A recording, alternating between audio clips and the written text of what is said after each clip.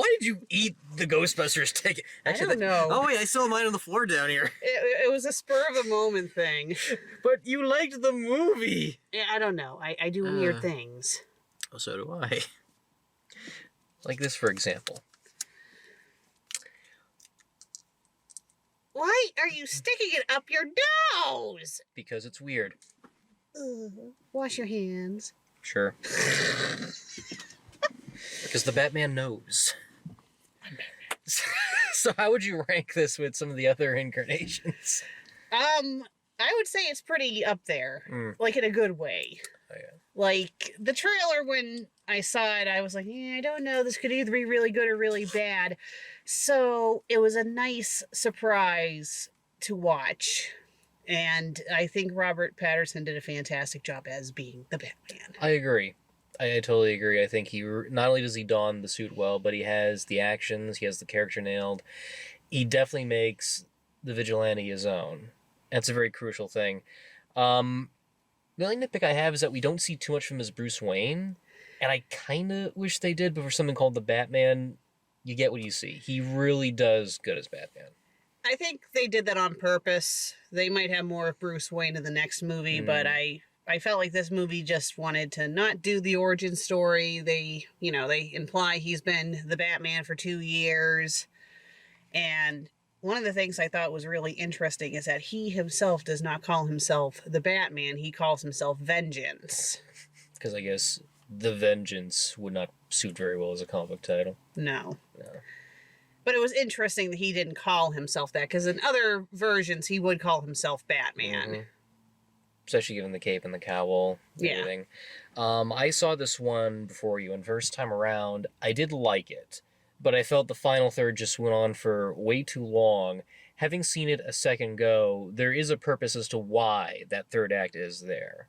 And I can understand why, given the motivations of the Riddler and what he's doing. I'm glad the movie's not about who is the Riddler, but more like what's he's up to, what's the plan. Thank goodness. Because that would have gone way too old if they're trying to figure out who is the character. It's more about what's going on, what's this all tying together to, and given the direction it goes into, it's pretty topical when you really think about it. Yeah. And with how the Riddler was, it was an interesting take.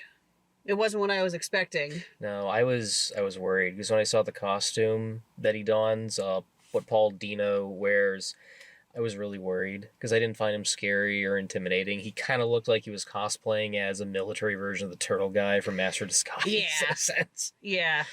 Well, he kind of made me think of the Underminer from The Incredibles. A little bit the Underminer, but... A little bit. Because of the bulkiness, I just kept thinking turtle guy, because he has the giant overcoat and just the... Yeah. It didn't feel intimidating, but without giving too much away, when you see him outside of the costume, oh my god, he's frightening. He's really, really frightening. Yeah, because he's all like, you can tell there's something off about him, and he's unhinged. And yeah. We planned this together. Wait, what do you mean we? This was not how it was supposed to go! Ah! Yeah, because he was like a fan of the Batman. Like, he idolized him and pretty much got the wrong idea. Yeah. And, some of the people he was going after, well, none of them deserved to die, but, well, I'd say, like, some of them did, but not all of them. But, yeah, and then the whole following thing, which, that's a good way to modernize it, because I could see that happening, especially with how things have been lately. Oh, brother, it was like watching the Cable Guy all over again, but I liked it. I liked the direction they took it into. Yeah. How'd you feel about Colin Farrell as the Penguin? I didn't even realize that was him at first. Like, I knew about him when we were watching the movie, but in the trailers, I didn't realize that was him. And then someone said, I think I read it that was Colin Farrell. I'm like, wait a minute, what? And like Peter Sarsgaard, he looked different. He was a Coulson, I believe. Yes, I believe so. But yeah, really good cast. Really good cast. Solid all around. I'm sorry, I'm just trying to find out the name of the actress because it's bubbling in my mind here who plays Catwoman. Yeah, I liked her. Zoe Kravitz. If I didn't say her name, I jumped on for that one. I like this incarnation. It's definitely sleek. She has her own backstory going on that I really do like. She has some material carried over from different versions of the source material that I do really like. The fact that you don't know if she's on Batman's side or not, if she's doing her own motivations. The background material they do give her and her connections to the entire story, I thought that was really clever and unique. It gave her her own character arc, which really paid off beautifully at the end. It's tough between her and Michelle Pfeiffer, but I think I'll take Zoe over Michelle Pfeiffer. Yeah. No offense, Michelle Pfeiffer. I like her incarnation. Yeah. It's crazy and insane, but Zoe, on the other hand, it's more closer to what they did with the animated series and maybe a little of what they were doing with Anne Hathaway in The Dark Knight Rises. Yeah.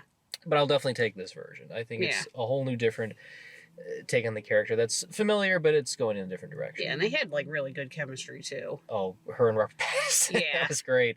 Watching it again for a second time around, there were some things that did worry me a little bit in regards to the two characters. How she brings up, Bruce Wayne and Thomas Wayne, how they're, millionaires and not doing anything, and you're kind of wondering, well, I wonder what Bruce thinks about that under that Batman gear, how he's taking this all in a stride. Well, he is doing stuff, it's just no one knows it because they don't realize he's the Batman. It's the Superman and Clark Kent angle. Yeah, my guess is that because he probably sleeps during the day. But he's awake like a bat, yeah. Yeah. Andy Serkis is Alfred. He was great. Yes. They had great scenes. I wish there was a little bit more of Alfred. And I'm glad, he didn't, Of course. Yeah. And he has a nice moment, too, later between him and Bruce. It's very nice. Yeah. It definitely brings back much of the stuff, again, from the animated series when he's talking to Bruce and trying to... Well, he's not trying to have, like, a grip and say, you're being a millionaire and you're being a superhero at the same time. You kind of choose between the two. It's not like that. It's more like the Michael Caine Alfred, which is probably the best comparison. Yes. But without the analyzation and, Batman stands for this and Batman stands for that. And that's really the best way to summarize this movie, is that it feels like they're taking the previous incarnations and saying, okay, what worked about the Tim Burton version?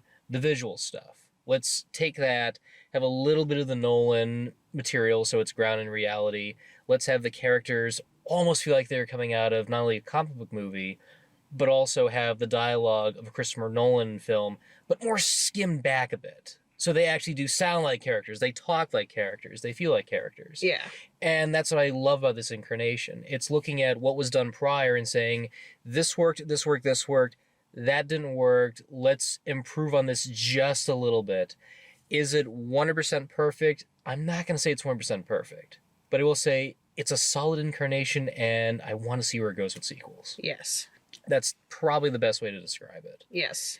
And I felt like it was a love letter to the other movies. I liked that it took elements from the other movies. And it had a really good score, too. Oh, this was a lovely score. This is the same person who did Super 8 and some of the Pixar movies, I believe. He really does a great job. It's not over bombastic. It's very subtle when it needs to be. And again, it feels like it's taking elements from the previous movies and doing some very subtle stuff with it. The violin strings when Catwoman is on screen, the theme for Batman really does feel good, especially in the opening where he's hiding in the shadows. You don't know when he's going to appear. And when he does, it's so perfectly timed. Yeah. And I like that he, like, his suit and stuff is more realistic. Like, it's not all super high tech. Like the bit where he's like jumping down from the building and and he has grappling hooks and things like that. And he made like kind of like a paraglider like thing with his suit. Oh yeah. Which I thought that was really clever. That was nice. It seemed like it's more practical. Like he did have some kind of high tech stuff, but not like in other incarnations. And I like that they don't have him be a playboy in this one. No, he's more in the shadows, trying to figure out where he is. Yeah. And I think that's probably why we don't see too much of him as Bruce. Yeah. Which doesn't hurt it too much, but still. Well, I'm under the impression that even as Bruce, he's not really a playboy in this version. No. It's more like a duality. Yeah. It's like he's kind of like a hermit. I don't want to deal with people. So when I'm Bruce Wayne, I just stay in my house and get mad at Alfred for having the people come here. Like, oh, I've been trying to contact you, Bruce. And he's like, yeah, I don't care. It's like, I'm only attending this funeral so I can see if the Riddler shows up. Mm-hmm. Well, they're expecting Bruce to appear, so I might as well just go. Yeah. But yeah. Beautiful sets. The action's pretty good too, especially that highway chase with the penguin. Yes. Oh, good. That was That was great. nice to see again on the big screen. Oh my god, yeah. I gotta be good. And just the penguin, like when they go to leave him, and he's like waddling after them, like, hello, are you gonna let me out of here? Colin Farrell is just eating this up with what little screen time he has, but it's so perfectly paced. He's this over-the-top Al Pacino kind of character. Yeah. I'm so looking forward to the spin-off they're doing for HBO Max. Oh yeah. Yes, I think I'm hoping they don't reboot Batman again. It's like, keep this version. At least have 2 more movies for this version. I mean, I heard that they might do another Batman, but I don't know. I think DC might be trying to do a multiverse thing too. I wouldn't be too against that, depending on the direction it goes. Yeah. Especially given the little setups it has, not only near the end, but even after the movie too. Because after the post-credits, there's a little tease for fans, which I'm not going to give away. There's no post-credit. There's like a little tiny tease that I think is pretty interesting if it goes where it goes, given they give the audience a literal puzzle outside of the mystery that you just saw. Yeah. So if they're really hinting at something bigger, I'd be curious to see where it goes. And I wish I could give away some of the clues, but I'd rather not. Yeah. So yeah, I would recommend this movie. Same. Where it ranks among Batman movies, it's kind of tough. Yeah, it is tough. I mean, again, with the Tim Burton movies, I haven't seen those since I was a kid. So I don't know if I would like those as much as I did back then, but I did like the Christopher Nolan movies. I never saw the Snyder Batman, but I heard he was good, but they didn't really... I think Ben Affleck didn't want to do it anymore because it's just toxic stuff going on behind the scenes. Yeah. I know exactly what you're getting with that. Yeah. The Tim Burton movies for me still hold up very well. Visually and action-wise, they're solid comic book movies. I'm still torn between which is the better of the two, Batman or Batman Returns, but I like them fine. The Schumacher movies are what they are. I already covered them. They're not perfect. I wish they let Schumacher do his own thing. He had like a whole psychological... execution. He wanted to do like Batman Year One. Yeah, and then studio meddling. We want it to be for kids. Mm-hmm. The thing that ruined those movies. We want it to be for kids. And that's how we got Bat Tits, Bat Credit Card, and really, really bad ice puns. Yes. The Nolan movies I've not seen in quite some time, which is kind of a weird flip. I think they're fine. I think they're fine films. I just wish they didn't feel too much like character studies. But they're good as what they are. They're well-made films. The Dark Knight easily stands out between the three. I have not seen Dark Rises in a long time. I haven't seen those ones in like a while. Long time. I haven't seen those ones in a while either. But... I know. I find myself going back more to the Burton films, which probably says a lot, but I don't think they're bad movies. The Zack Snyderverse stuff, that's... interesting question mark, but it's hard for me to say if that does count as a Batman movie. It doesn't. It's not really, because I think he was supposed to get his own movie, but then things went as they did. So it's hard for me to say if it's a Batman movie because it's more like a Batman and Superman. It's basically a teaser for the DCU. That's the best way to describe that film. It's a giant teaser for the cinematic universe they were going to go with. So that's where I see it more as it is. I'm still annoyed by some of the stuff they did in there. They should not have done the Death of Superman storyline. That's what killed it for me. Well, the problem with the DCU was that they were trying to be the MCU without the development, and that's where they fell flat. And that's why this one, directed by Matt Reeves, works. It feels like a small step into something they're going to build to something bigger. It doesn't feel like they're going all out and doing something grand like Man of Steel. Yeah. They're not going too big. They're starting small. And I think that's a very smart idea, and that's exactly, and I hope, the direction they go into. But with that said, where it falls with the animated series and the Mask of the Phantasm film, that's hard because they're so well written. They're a perfect accompanying of the campy nature of the Batman character from the 30s and 40s, but it really knows how to take it in a more mature and serious. Weeks ago, you were referring to the Baby Doll episode. That's one that really still holds up very, very good. Yeah. So that's where I compare this to that one. They're both on the same pillar. They're both well-written. They're visually good. They're both funny. They're both dark. They know exactly how to balance things out. Yes. What do you think of Mask of the Phantasm, by the way? Never saw it. I gotta catch up. I'm coming, Elizabeth! I have to catch up on a lot of stuff. I've seen clips from it. Is that where he gets unmasked and the Joker's like, what the fuck? No. Oh, that was something else. No, maybe that was Batman Beyond. No, it was regular Batman because it looked like the Bruce Timm style, but I think it was like a recent film that came out. Maybe it was something else. Maybe, because the only ones I've seen off the top of my head are Phantasm, Sub-Zero with Mr. Freeze, which came out 1 year after Batman and Robin. That's the better film with Mr. Freeze.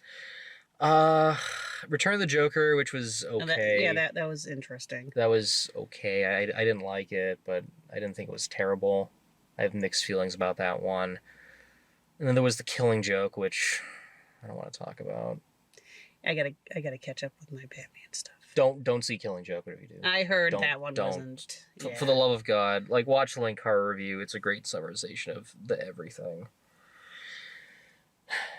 Now, it's funny because I saw this one in advance, so it feels weird talking about the trailers, because we had a different set, except for one. Yeah. Except for one. The only trailer that I got from the two screenings was, oddly enough, the Bob's Burgers movie, which I'm looking forward to seeing. Yeah, that does look interesting. The ones I got with my screening weeks ago were, if I remember correctly, The Lost City with Channing Tatum and Sandra Bullock. Okay, yeah. That's Romancing the Stone, but it's like modern era. Like, she's partnered with Channing Tatum, and he's like the model of all the novels. Yeah, and Daniel Radcliffe is the villain in that one. I probably want to see that for Daniel Radcliffe. That's really about it. Yeah. And the one I had from the other screening was, if I remember correctly, Fantastic Beasts 3, which I'm not really keen on seeing. I don't care to see those movies. No. Even before the whole crap with J.K. Rowling, those movies just did not really appeal to me. The first one's okay, but the second one is a mess. Yeah. I'm fine watching the first one again, but the second one, no. Well, to me, just by the trailers for all three movies alone, it seems like it just contradicts a bunch of stuff that happens in the Potterverse anyway, like, severely. Yeah. But I digress. Agreed. So let's talk about the trailers we saw in this one. Yeah, we saw Bob's Burgers. What were the other trailers? Jurassic World Dominion. Yes. And I know you haven't seen the other two Jurassic World movies, so this is going to be pretty interesting. Because I've not seen them in a long, long time. Yeah. I remember liking the first one, but then upon rewatching it, it got a little wishy-washy, but who knows? Maybe it could be better. I've not seen Fallen Kingdom since it came out in theater, so I'm a little nervous about that one. I do want to see the other trailer we got, Elvis. But yeah, Baz that looked Luhrmann, really good. I'm not a huge Baz Luhrmann fan, but I will say, for an Elvis biopic with Tom Hanks as the Colonel, I'm sold. Yeah. I just got to see the John Carpenter biopic that was done years ago to compare. Yeah, you can't go wrong with Tom Hanks. He's a really good actor. Oh, since when has he never been a good actor? No, yeah. I'm looking forward to it. Yeah. You're always my Catwoman, you know that? And you're my Fox man. They know. They know.